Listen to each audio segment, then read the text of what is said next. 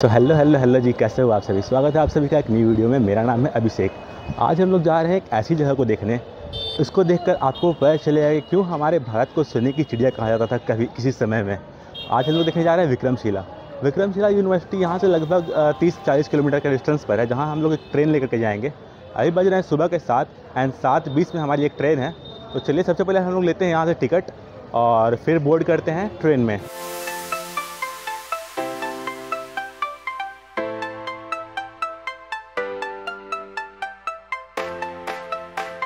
तो ये ट्रेन ने हमें ड्रॉप कर दिया विक्रमशिला रेलवे स्टेशन पर।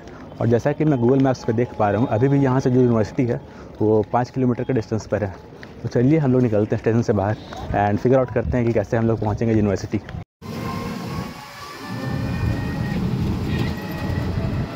तो क्या जैसे ही हम लोग विक्रमशिला स्टेशन से बाहर निकले, वहीं पर एक ऑटो स्टैंड है और वहीं से हम लोग को ऑटो मिल गया। 20 रुपीज़ उन्होंने लिया और हम लोग को ड्रॉप कर दिया है विक्रमशिला यूनिवर्सिटी में। चलिए इस जगह पर टिकट लेते हैं। वैसे टिकट जो लिखा हुआ है यहाँ पर, इंडियन टूरिस्ट के लिए 25 रुपीज़ है और फॉरेन टूरिस्ट के लिए 300 रुपीज़ है। तो चलिए हम लोग टिकट लेते हैं एंड एंटर करते हैं विक्रमशिला यूनिवर्सिटी में। कैसा हो अगर मैं आपसे कहूँ कि बिहार में कभी लोग बहुत ही दूर दूर से, देश से, विदेशों से भी यहाँ पर लोग शिक्षा पाने, इलाज करवाने आया करते थे। अगर आजकल के लोगों से अगर मैं ये बात कहूँ तो बोले काहे मजाक कर रहे हो भाई, ऐसा सब बात मजाक किया जाता है। बट नहीं, कहीं बिहार का ऐसा स्वर्णिम युग भी रहा है जब वो अपने देश से, विदेश से लोगों को आकर्षित किया करता था। अपने एक एजुकेशन के लिए ये एक हब हुआ करता था। और इसका जो आज भी गवाह है नालंदा, विक्रमशिला ऐसी यूनिवर्सिटी है और इसी को आज हम लोग देखने वाले हैं। सबसे पहले तो हम लोग जैसे ही एंटर किए, यहाँ पर एक म्यूजियम है जिसको हम लोग लास्ट में देखेंगे।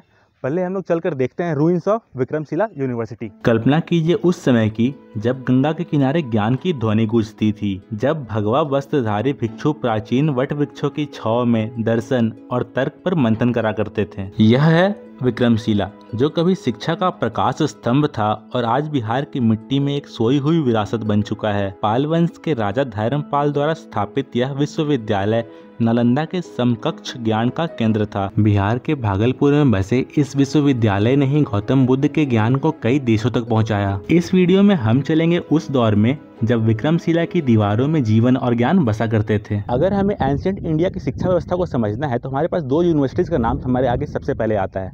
पहला नालंदा, जिसका निर्माण 7th सेंचुरी में करवाया गया था और वहाँ पर कई सारी चीज़ों की पढ़ाई की जाती थी, जैसे कि बुद्धिस्ट फिलॉसफी को लेकर के, लॉजिक को लेकर के, योगा को लेकर के, मेडिटेशन को लेकर के, ट्रीटमेंट को लेकर के। आज भी नालंदा यूनिवर्सिटीज़ के जो रूइंस हैं राजगीर जिले में पाए जाते हैं, वहाँ पर भी मैं आप लोग को ले चलूँगा।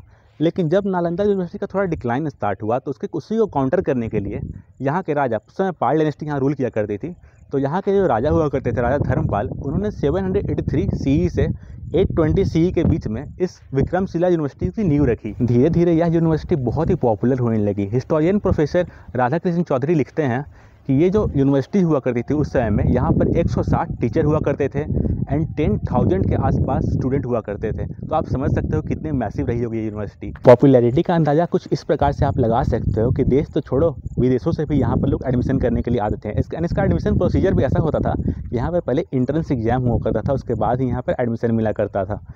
खैर चलिए हम लोग अब कैंपस में आकर तो थोड़ा एक्सप्लोर करते हुए चलते हैं और धीरे धीरे आपके साथ इसकी स्टोरी तो शेयर करते ही चलेंगे। विक्रमशिला यूनिवर्सिटी में वैसे तो कई सारे विषयों की पढ़ाई हुआ करती थी, जैसे कि तर्क, योगा, तंत्र, काव्य, न्याय और व्याकरण। लेकिन इस विश्वविद्यालय का सबसे बड़ा मेन फोकस था वज्रयान बुद्धिज्म को लेकर। वज्रयान एक फॉर्म है बुद्धिज्म का जिसमें तंत्र की पढ़ाई होती है। विक्रमशिला यूनिवर्सिटी में तांत्रिक फॉर्म ऑफ बुद्धिज्म पर सबसे ज्यादा फोकस हुआ करता था। कहते हैं वज्रयान बुद्धिज्म भी एक तरीका है एनलाइटनमेंट को प्राप्त करने का। विक्रमशिला यूनिवर्सिटी के ही अलुमनाइज और टीचर ने बुद्धिज्म के इस फॉर्म को कई सारी देशों तक पहुँचाया है। बाकी यूनिवर्सिटीज की कंपेरिजन में विक्रमशिला यूनिवर्सिटी बहुत स्ट्रक्चरल वे में रन किया करती थी। इसमें पूरा ही हायरार्किकल सिस्टम था। इसमें स्टूडेंट मंक को रिपोर्ट करते थे, मंक उपाध्याय को, उपाध्याय आचार्य को, आचार्य चीफ मंक को और चीफ मंक डायरेक्टली राजा को।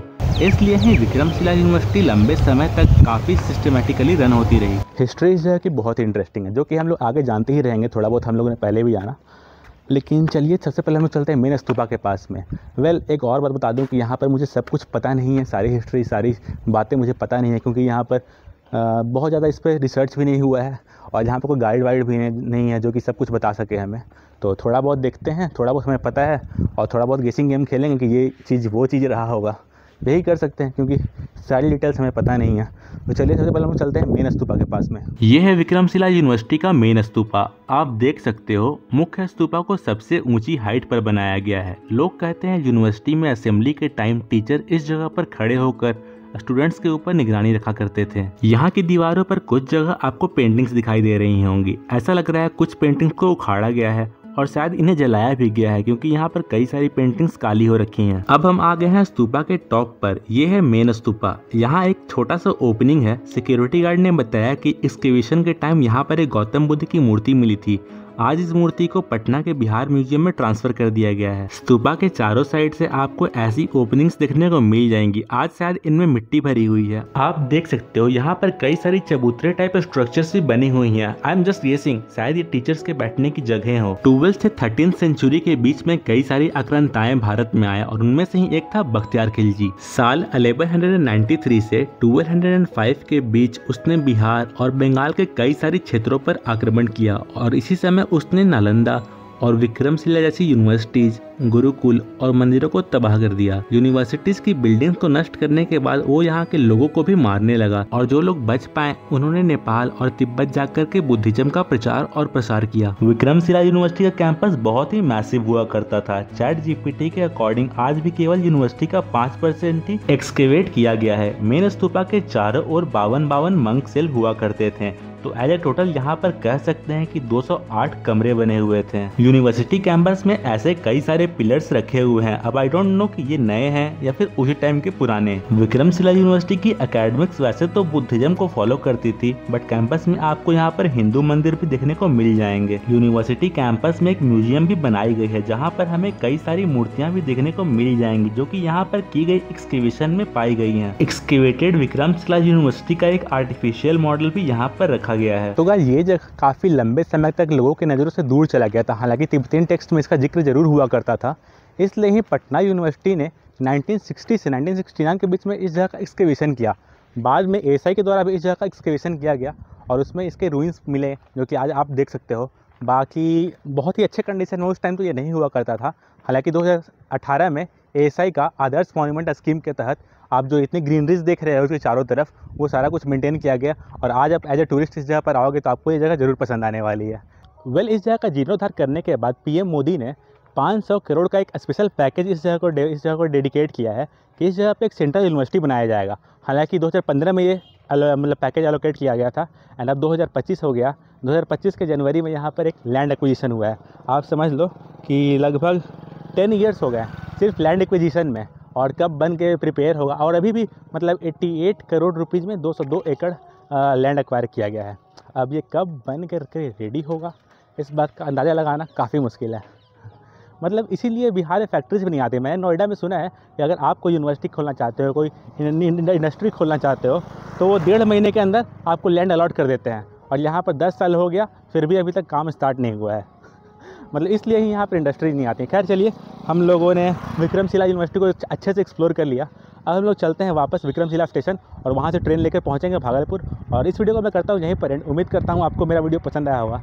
अगर अच्छा लगा तो लाइक कमेंट सब्सक्राइब कर देना। मिलते हैं आपसे नए वीडियो में एक नई जगह पर। तब तक के लिए बाय।